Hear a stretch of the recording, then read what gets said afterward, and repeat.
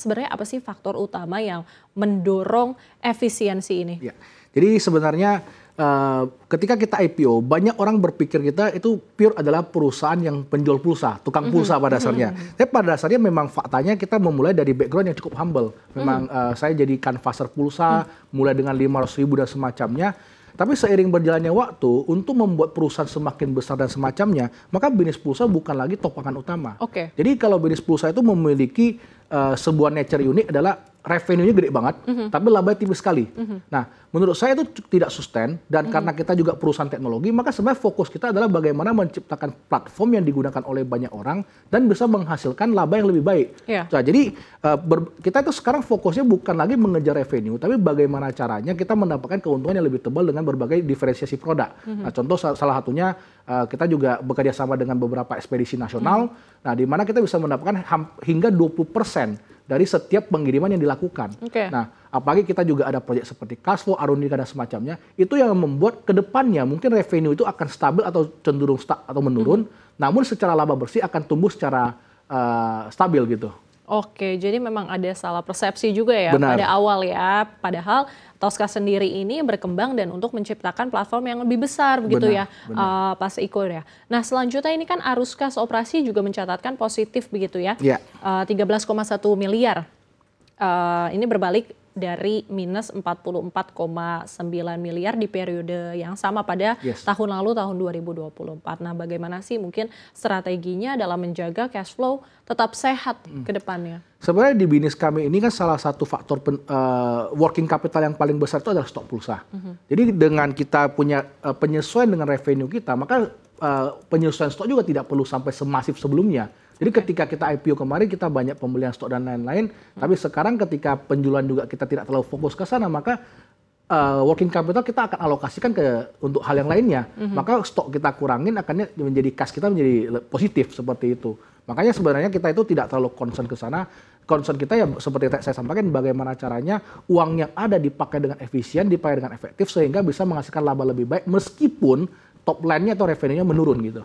Apa ekspansi atau investasi utama yang sebenarnya menopang pertumbuhan aset saat ini? Secara pertumbuhan aset itu salah satunya kan memang karena perusahaan bertumbuh kan, jadi ada laba di tanah semacamnya. Tapi sebenarnya lebih ke karena kita lagi membangun Arunika, membangun Cashflow dan semacamnya, itu kita masukkan ke intangible asset. Nah, itu yang membuat aset kita tumbuh tipis gitu kan. Jadi karena memang semua development yang kita lakukan, kita bikin sendiri, kita masukin ke intangible asset. Itu alasannya.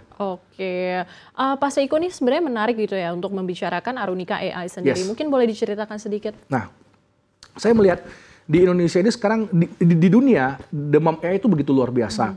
Nah, yang saya sangat sedihkan itu adalah AI itu cuma dianggap sebagai chatbot saja di Indonesia. Dan padahal AI itu bisa masuk ke hampir seluruh lini kehidupan. Nah, saya juga sangat menyedihkan kalau melihat bahwa ledakan AI, sebuah industri yang begitu masif bisa mendisrupsi teknologi dan semacam, bagi saya ini sebuah lombaran teknologi.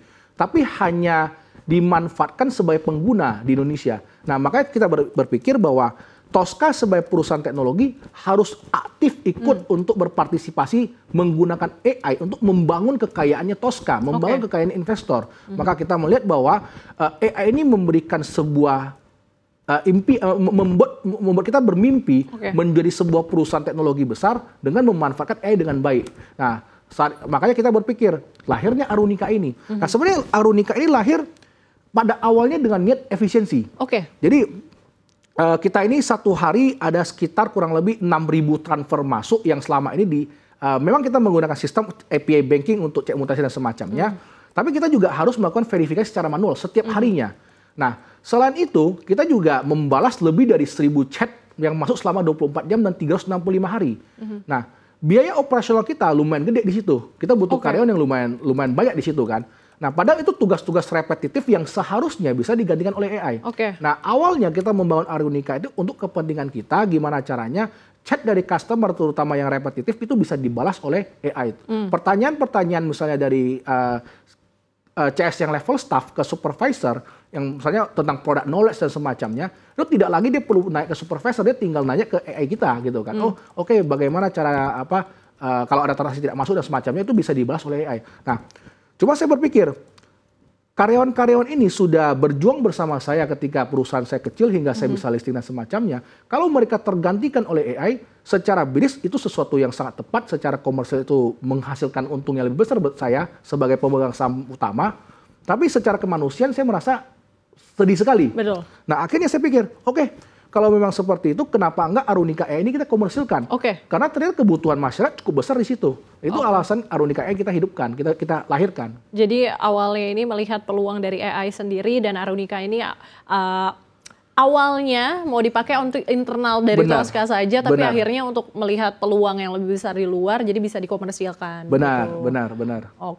Nah mungkin apa sih produk-produk AI yang nantinya bisa dikomersilkan ini, Pak? Jadi kalau kita lihat sekarang, yang paling gampang dan paling banyak diterima masyarakat itu berbasis chatbot. Karena orang Indonesia itu selalu berpikir AI adalah chatbot. Maka yang bisa kita lahirkan terlebih dahulu, yang kita terlebih dahulu adalah seperti CRM AI. Jadi untuk balas misalnya sesuatu yang tentang FAQ misalnya, itu sesuatu yang sebenarnya tidak perlu dibalas oleh manusia gitu kan. Saya punya satu contoh kasus di mana saya punya teman, dia punya travel, 1 bulan dia bayar gaji operasional itu sekitar 150 juta hanya untuk customer service saya. Nah menurut simulasi yang saya lakukan, dia cukup menggunakan 30 juta untuk biaya gaji saja, itu sisanya itu dia bisa menganggarkan manusia-manusianya untuk bekerja ke posisi yang lebih strategis lainnya. Dan travel ini menarik, kenapa? Mereka itu hanya membalas chat dari customer itu hanya di jam kerja. Padahal kalau menggunakan AI ini bisa 24 jam tanpa stop gitu kan. Saya bilang, kalau kamu terus menggunakan cara konvensional, ini akan menjadi costly buat kamu, sekaligus juga kamu kehilangan opportunity. Karena menurut data mereka sendiri, 33% dari chat mereka datang di luar jam kerja. Nah, ini yang cara paling gampang menggantikan, dan di mana-mana orang yang di dunia setuju bahwa sifat-sifat yang customer service dan lain-lain itu dengan gampang bisa dihilangkan. Nah itu yang menjadi tantangan besar bagi manusia gitu kan.